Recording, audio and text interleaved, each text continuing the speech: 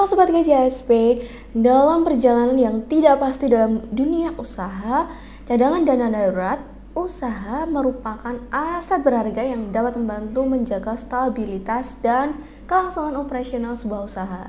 Tanpa peringatan, tantangan finansial atau situasi tak terduga dapat menghampiri bisnis dengan cepat loh.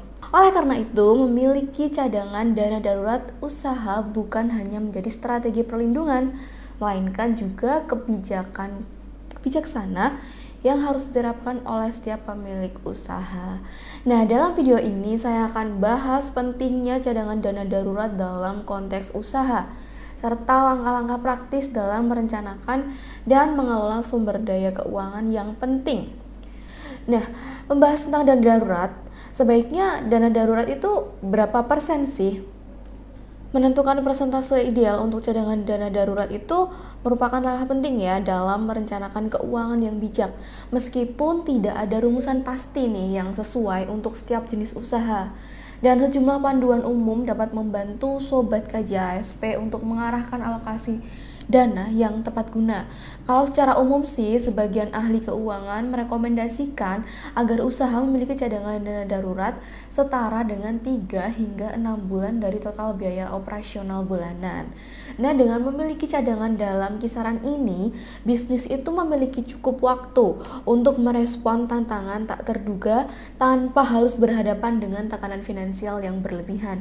Nah, namun beberapa faktor perlu dipertimbangkan ya saat menentukan presentase yang tepat.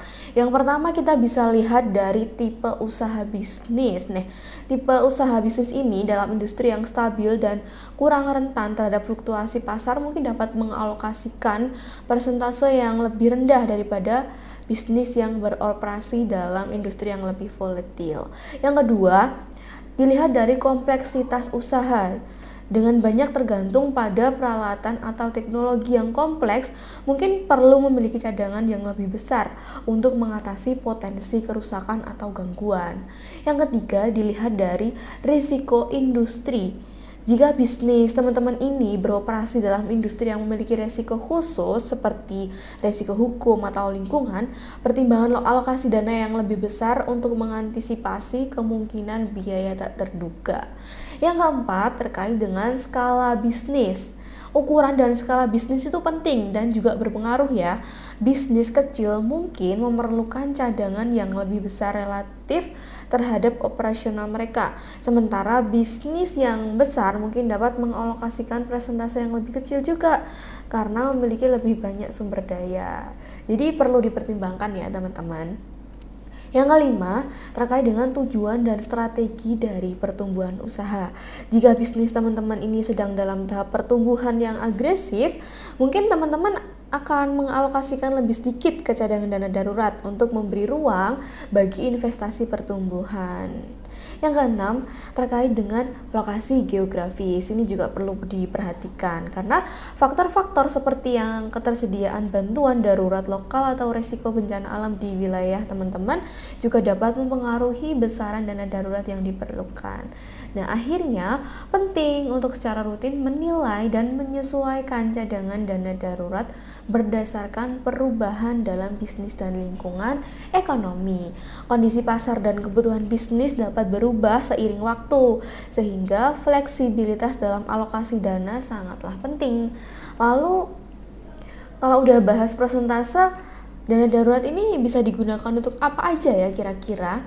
Yang pertama, teman-teman bisa menghadapi krisis keuangan secara mendadak. Nah, tantangan tak terduga ini seperti krisis ekonomi yang mungkin sekarang bisa terjadi ya kapan saja, perubahan pasar yang tiba-tiba atau penurunan pendapatan dapat mengancam stabilitas keuangan bisnis.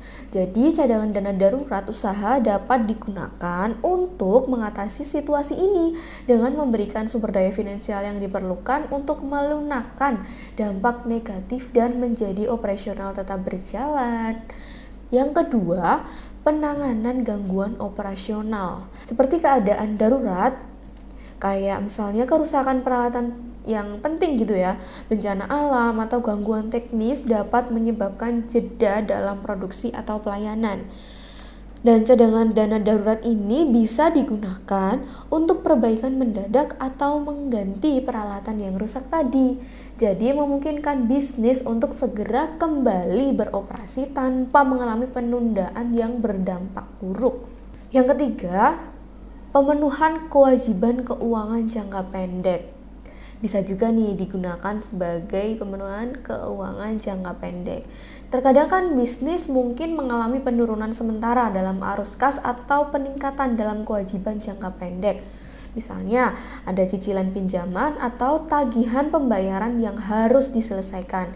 Cadangan dana darurat dapat memberikan likuiditas yang diperlukan untuk memenuhi kewajiban ini tanpa merusak keuangan bisnis yang biasanya udah berjalan. Dan yang keempat, peluang strategis dan pertumbuhan nih. Dalam situasi yang lebih positif, cadangan dana darurat usaha dapat memberikan fleksibilitas finansial untuk mengejar peluang bisnis yang muncul tiba-tiba atau untuk menjalankan strategi pertumbuhan jangka panjang. Bisnis yang memiliki cadangan dana darurat yang kuat dapat dengan percaya diri nih melakukan investasi atau ekspansi tanpa khawatir akan risiko keuangan yang berlebihan. Yang kelima, pertahankan kredibilitas dan reputasi. Manfaatnya bisa juga digunakan untuk ini nih. Ketika bisnis mampu tetap beroperasi dengan baik bahkan dalam keadaan yang sulit, hal ini dapat meningkatkan kepercayaan pelanggan, pemasok, atau pihak terkait lainnya. Dan cadangan dana darurat mampu untuk membantu menjaga reputasi bisnis sebagai entitas yang dapat diandalkan dan profesional. Dan teman-teman, dengan memahami dan mengelola cadangan dana darurat dengan bijak, bisnis akan dapat merasa lebih siap untuk menghadapi tantangan yang muncul dan menjaga keberlangsungan operasional dalam berbagai kondisi ekonomi dan pasar ya.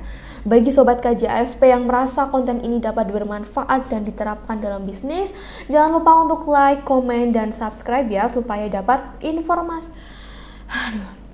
Jangan lupa untuk like, komen, dan subscribe ya supaya dapat update informasi menarik lainnya. Sampai jumpa di video selanjutnya dan bye-bye!